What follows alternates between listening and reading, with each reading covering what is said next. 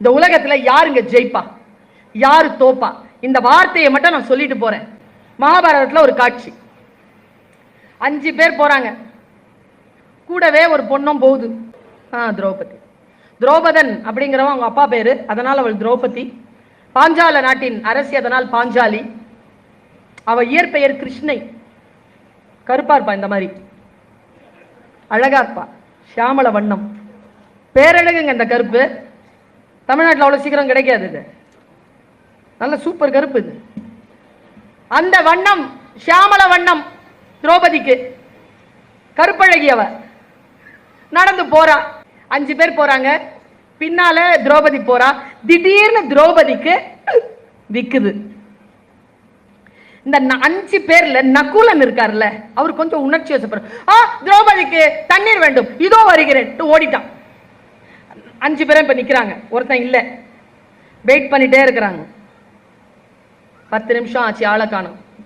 சகாதேவன் சொன்னான், ஞானி நான் போய் பார்த்துட்டு வரேன். அவன் போனான், 10 நிமிஷம் ஆச்சு, அவனையும் காணும். அடுத்து அர்ஜுனன் கிளம்புறான். அண்ணா, மாற்றானுக்கு பிறந்தவர்கள் என்பதனால் அவர்களை கானகத்தில் தவறவிட்டோம் அப்படிங்கிற பழி வர வேண்டாம், நான் போய் கூட்டிட்டு வரேன். அவன் போறான்,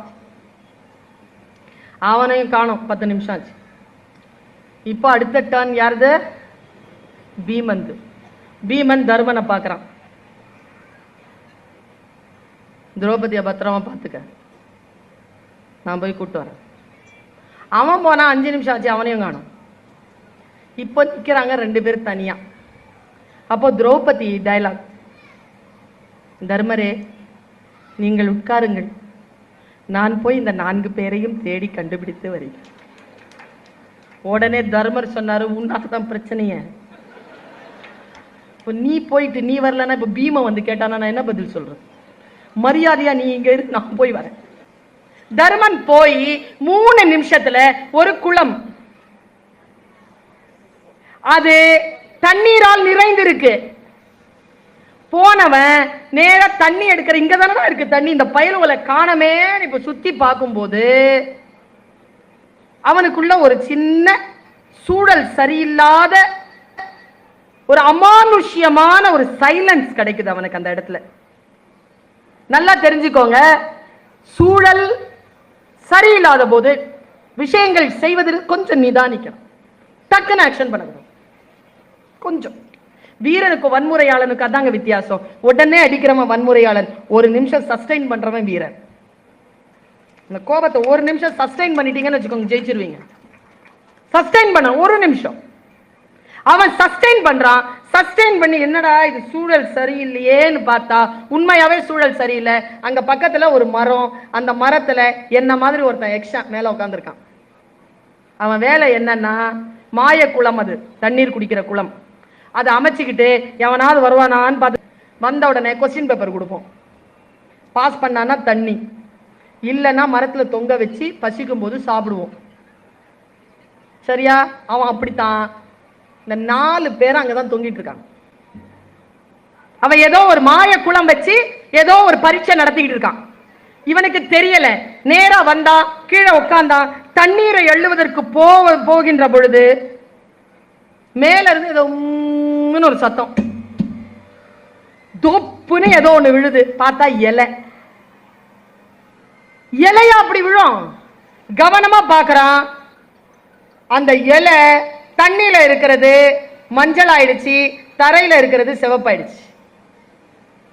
கொஞ்ச நேரத்துல தண்ணியில இருக்கிறது மீன் ஆயிடுச்சு, தரையில இருக்கிறது குருவி ஆயிடுச்சு. ஒரே இலை, ரெண்டும் சண்டை போட ஆரம்பிக்குது.